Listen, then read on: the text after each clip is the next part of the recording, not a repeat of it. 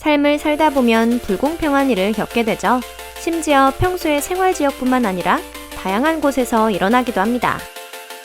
스포츠를 예로 들어볼까요? 한쪽 팀에 대해서 노골적으로 반칙을 주거나 반대로 분명히 반칙을 줘야 할 선수들에게는 점수를 많이 쳐주거나 하는 장면을 보신 적이 있을 텐데요. 이런 모습을 자주 보셨을 텐데 격투기에서도 가끔 불공평한 시합이 진행되는 경우가 생기기도 합니다. 무도에서는 보통 비슷한 체급의 선수들끼리 맞붙지만 꼭 그런 상황만 있지는 않거든요. 스포츠를 좋아하시는 여러분, 그리고 항상 저희 채널을 시청해주시는 여러분 모두 반갑습니다. 이번 영상에서는 가장 체격 차이가 컸던 경기를 소개해볼게요. 조금 스포일러를 하자면 이 안에는 여러분의 예상을 뒤엎는 결말이 나온 경우도 있습니다. 그럼 시작해볼까요?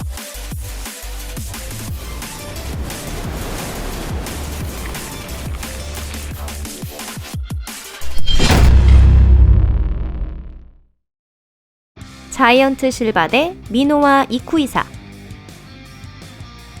지구에서는 때로 아주 특이한 외모를 가진 사람이 태어나기도 합니다. 자이언트 실바라 불리는 이 브라질 선수를 보세요. 키만 보자면 최용만과 별로 다르지 않지만 체중은 10여 킬로 이상을 웃돕니다. 그는 농구로 처음 운동을 시작했는데 그때도 아마 아무런 거부감이 없었을 것 같아요. 어쩌면 그는 공을 단순히 바구니 안에 넣는다는 느낌이었을지도 모르겠는데요. 이후 실바는 종합격투기 도전을 결심하게 됩니다.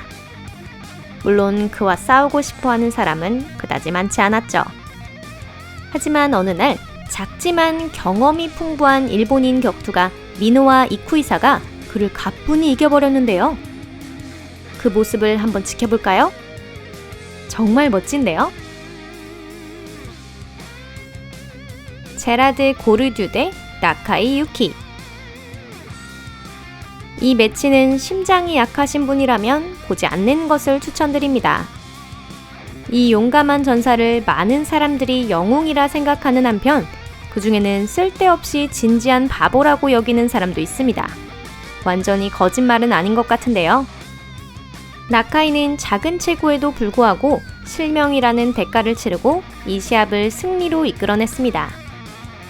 그의 몸무게는 상대방의 절반밖에 되지 않았는데요. 어느 순간이 되자 나카이는 눈이 보이지 않는지 더듬거리며 움직이고 있는 모습이 분명하게 잡혔습니다. 고르듀 항복! 여러분, 나카이 유키가 승리했습니다.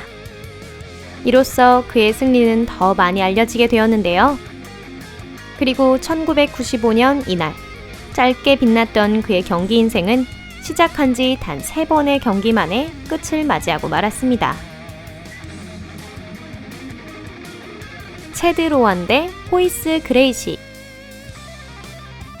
그렇다면 진짜 중량급에서는 어떨까요? 스모에서 종합격투기로 변신한 체드 로완의 체중은 220kg이었습니다. 그런 그가 상대의 위에 올라탔다면 거의 이겼다고도 할 수 있을 것 같은데요.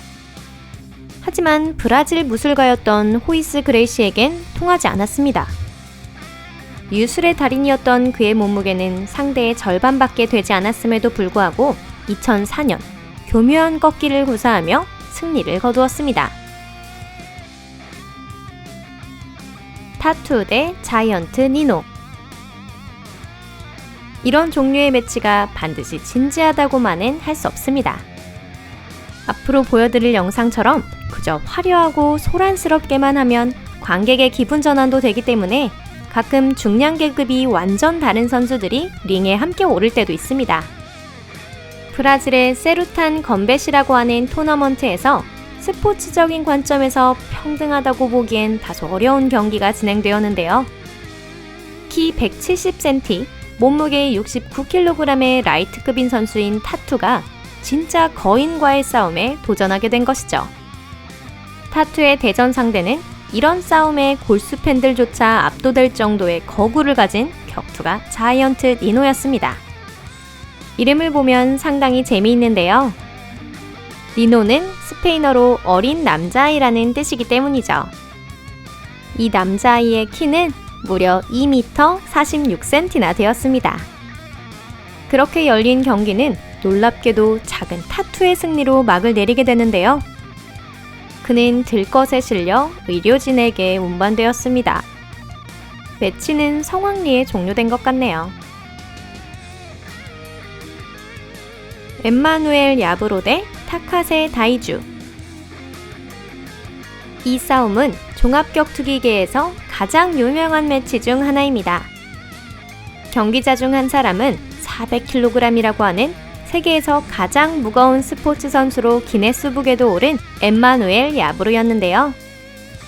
심장에 가는 부담을 생각하면 그가 움직이는 것 자체가, 더군다나 격투기를 하고 있다는 사실 자체가 놀라운 것이었죠. 그런 거인의 능력을 생각하면 다소 무섭기도 하네요. 하지만 여러분도 이미 알고 계시듯이 어떤 거인이라도 쓰러뜨릴 수 있는 작은 선수는 언제나 존재합니다.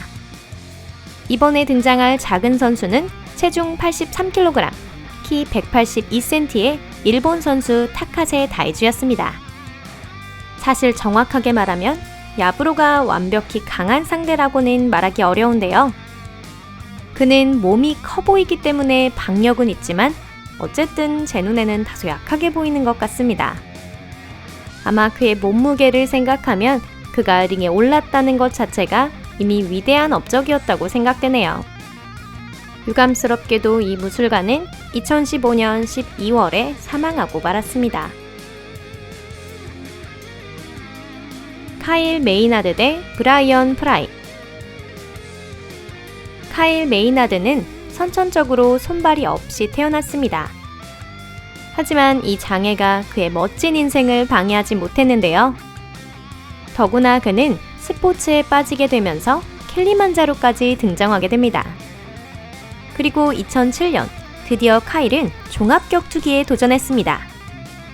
상대는 비장애인이었던 브라이언 프라이로 당연한 얘기지만 그가 승리했습니다. 하지만 카일은 조금도 위축되지 않았고 이를 통해 자기 자신과 주변 사람들에게 불가능한 일은 없다는 것을 직접 증명해 보였습니다. 밥셉 대 타무라 키요시. 키 195cm, 몸무게 약 150kg의 K1 선수인 밥셉에게는 야수라고 하는 별명이 붙어 있었습니다. 관객들은 셉이 마치 소처럼 돌진하기 때문에 그의 경기를 투호에 빗대기도 했는데요. 전문가들은 기술 부족을 지적하고 있지만 셉은 이런 부분을 거구와 자기 희생적 자세, 그리고 관중을 끄는 묘기로 여유 있게 채웠습니다. 2002년 경험이 풍부한 종합격투가 타무라 키요시가 셉에게 도전장을 내밀었는데요. 그는 무수한 승리의 기록을 가진 한편 체격에서는 셉의 3분의 2 정도밖에 되지 않았습니다. 하지만 이 대회에서 기적은 일어나지 않았는데요. 징이 울리자마자 셉은 다무라에게 덤벼들었고 어떻게 해볼 새도 없이 11초 만에 눌려버리고 말았습니다. 바틸 아르티에프. 바틸 아르티에프는 투르크메니스탄 출신의 러시아인입니다. 그를 보면 스모에 적합한 체급으로는 보이지 않는데요. 하지만 그런 그가 대회에서 엄청난 적과 맞붙어서 순식간에 쓰러뜨리는 모습을 보세요. 역시 4번의 유럽, 그리고 세계의 스모 챔피언 자리를 그냥 차지하고 있는 건 아닌 것 같네요. 오늘 영상은 여기까지입니다. 여러분 끝까지 시청해주셔서 감사합니다. 이 영상에서도 잘 알 수 있듯이 상대를 외모만으로 판단하는 것은 너무 성급하고 위험한 일이에요. 그리고 약한 상대를 찾거나 자신보다 아래인 사람을 모욕해서도 안 되겠죠? 물론 여러분이 그런 분들이 아니라는 것은 잘 알고 있습니다. 그럼 저는 다음 영상에서 뵐게요. 안녕히 계세요.